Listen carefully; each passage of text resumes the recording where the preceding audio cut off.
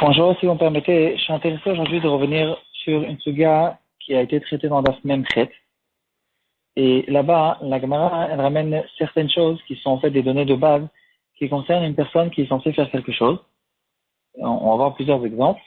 Et en tout cas, elle est censée faire quelque chose qu'il doit faire avec son accord. Et dans certains cas, s'il ne veut pas le faire, on le force à le faire jusqu'à qu'il dise d'accord, je suis d'accord. En fait, il est d'accord parce qu'il a été forcé. Mais il a dit, je suis d'accord. Et ça nous suffit. C'est considéré qu'il y a eu ici un accord de cette personne. Et le korban, il est bon, le guet, il est bon. Et on se pose la question, en fait, il faut essayer il y a quelque chose à comprendre. Et il faut essayer d'expliquer qu'est-ce que c'est, comment ça marche. Pourtant, on lui a donné des coups, le bédine sont venus, ils l'ont forcé. Il a dit, je suis d'accord, mais il n'est pas, peut-être pas pour de vrai d'accord. Alors, qu'est-ce que ça nous aide, le fait qu'il a sorti une phrase qu'il est d'accord pour, en fait, il a dit cette phrase que pour essayer d'éviter la suite du battage. Et la Gemara, elle ramène cet exemple sur le guet. Sur le guet, on a déjà donné un shiur là-dessus. Si je ne me trompe pas, c'est le shiur précédent. Je m'excuse sur les shiurim que j'ai manqués. Et en tout cas, quelqu'un qui est forcé à donner un guet, le guet, il n'est pas kasher.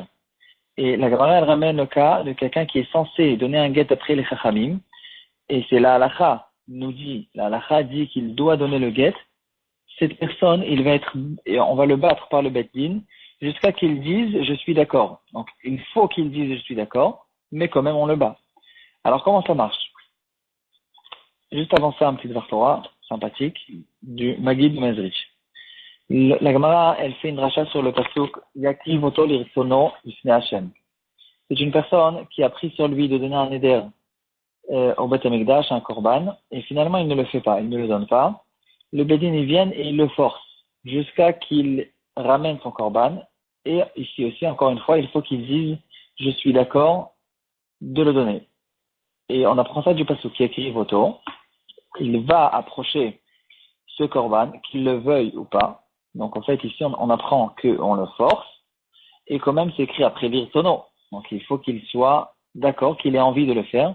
Et ici on apprend qu'on le force jusqu'à qu'il dise le mot je suis d'accord. Alors le Magid de Mezrich il disait comme ça, Imola korbano, yakri voto l'irtono l'ifne Hashem. C'est ça le pasuk. C'est tout au début de Sefer Vayikra. Alors il dit comme ça, Imola korbano. Si une personne il est intéressé de se rapprocher et de monter vers Hachem, Ola, il monte, Korbano, Mitkare, il se rapproche de Hachem, et donc il veut monter, il veut sortir du degré de bassesse de là où il se trouve, il veut s'élever. Alors qu'est-ce qu'il doit faire? Yakriv Oto, il va approcher, Lirtono l'ifne Hachem, il va approcher, qu'est-ce qu'il va approcher devant Hachem? Il va approcher son ratson, ses propres envies, ses instincts qui sont bas, ses envies qu'il est attiré de faire certaines choses qui ne sont pas vraiment le ratson Hashem. C'est ça qu'il va approcher devant Hashem, et ça c'est les plus grands des corbanotes que Hashem il aime, et c'est le corban qu'on peut faire aussi de notre temps. Quelqu'un il a des envies, il est attiré par certaines choses. Quand il se renforce contre ses envies, contre ses ta'avot, ici, c'est un très grand korban qu'on fait devant Hachem. Maintenant, on va revenir à la sugia, on va essayer d'expliquer qu'est-ce que c'est exactement ce Inyan de Kofi Notoat Yomar Oteani. Deux des Rishonim nous donnent une explication, une très belle explication. Elle est très connue au nom du Rambam. Le Rambam se trouve dans une Chod Gerushin, Perek Bet al-Chakaf. Le Rambam nous dit une chose comme ça. Il dit un Ben Israël, un juif, dans son subconscient, dans son intérieur, il est tout le temps intéressé, il veut, sa vraie volonté, c'est de faire le Raton Hashem.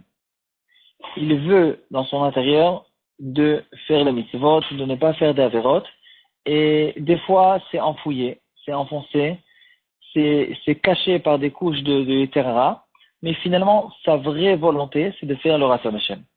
Et c'est pour ça qu'après qu'on l'a tabassé un petit peu, et des fois, donc à l'époque c'était le Bedin, aujourd'hui c'est une personne qui reçoit un peu une claque providentielle, ça va finalement le réveiller. Et ça va non seulement le réveiller, mais ça va éveiller sa vraie volonté qui a été enfouie et cachée. Et c'est ça sa vraie volonté. Et comme ça, le Rambam il nous explique que c'est ça, Kofinoto. On le frappe, on épluche un petit peu les couches de Yeterara qui se sont placées sur son cœur. Et à ce moment-là, sa vraie volonté intérieure de tous les Juifs, c'est qu'il est intéressé de faire ce qu'il doit faire. Dans le cas du guet, il est intéressé de faire ce que la halakha lui demande, que dans son cas, il faut qu'il donne un guet. Dans le cas du neder, il est intéressé de faire sa volonté. Il veut, c'est vrai qu'il veut. C'est pas qu'on attend qu'il dise oui, j'ai envie, et qu'en fait, il n'est pas vraiment intéressé. Sa vraie volonté, c'est qu'il veut donner le korban. Il fallait juste éplucher quelques couches de terrara pour que sa vraie volonté se dévoile. Là-dessus, un Khatam Sofer très, très beau, qui parle de Purim. Une lettre qu'il a envoyée à un de ses proches. On peut le retrouver dans le Shoot Orachaim Siman Kuf Pehe. Il dit que la Gemara dans Shabbat, elle dit qu'après que les Bénisraël sont sortis de Mitzrayim, ils sont arrivés au Har Sinaï et Hachem Kafa Alehem Har Tegigit. Il a pris le mont Sinaï et il a en fait, il a placé la montagne au-dessus de leur tête en les forçant de recevoir la Torah. Il a dit, si vous ne recevez pas la Torah, je vous enterre ici.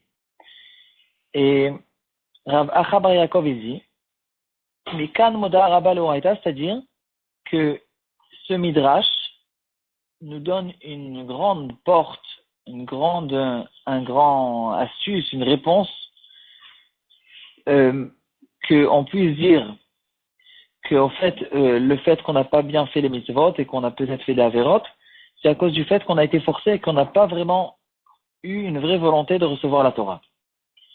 Et la Gemara continue, elle dit, mais quand même, ça c'était que à l'époque.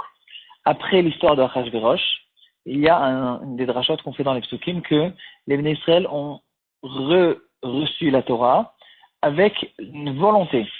Et il y a eu une vraie volonté qu'il y a eu en cette période. En fait, chaque personne qui a vu le Nes qu'Hachem leur a fait, dans son intérieur, il a dit, voilà, je suis tellement content d'être juif, je suis tellement fier de l'être et heureux d'avoir reçu la Torah. Et en fait, ils ont reçu la Torah dans cette période. Et pour le coup, ils l'ont reçu avec une grande volonté et un grand amour envers Hachem. Et donc, à partir de ce moment-là, ça y est, on a reçu pour de vrai la Torah. Et maintenant, on n'a plus cette réponse. Comme ça, la Gemara dans la Masechet Shabbat nous dit. Et là, on peut se poser une question. Comment demande, en fait, le Khatam Sofer pose la question. Pourtant, on sait tous que même avant que les Bnei Israël ont eu ce Nes de Purim, ils avaient l'obligation de faire les mitzvot. Et ils ne pouvaient pas dire qu'on a été forcé. C'est pas vrai. C'est pas vraiment, c'est pas une vraie réponse que les Bnei Israël pouvaient dire qu'on a été forcé.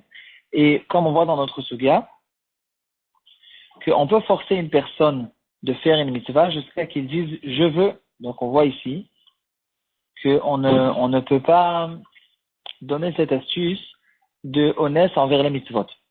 Et le Khatam Sofer nous explique une très belle explication. Il dit comme ça. Toute cette halakha qu'on vient de voir et qu'on a expliqué dans le Rambam, que la volonté profonde du clan Israël, c'est de faire les mitzvot, et que maintenant, à cause de ça, on peut se permettre de le forcer jusqu'à qu'il dévoile cette volonté. Tout ça, c'est qu'après que Purim, le Nes de Purim est arrivé, et que à ce moment-là, ils ont vraiment reçu la Torah avec une volonté, et que maintenant, c'est devenu le fond de la volonté de chaque juif. Mais avant, c'était pas ça le cas. Et donc, on ne peut pas ramener une preuve de notre souga que avant la période de Purim, ils avaient cette halakha que le Bedin pouvait forcer les personnes à faire les mitzvot, parce que à cette époque, ce n'était pas encore considéré vraiment comme une volonté intérieure de chaque personne.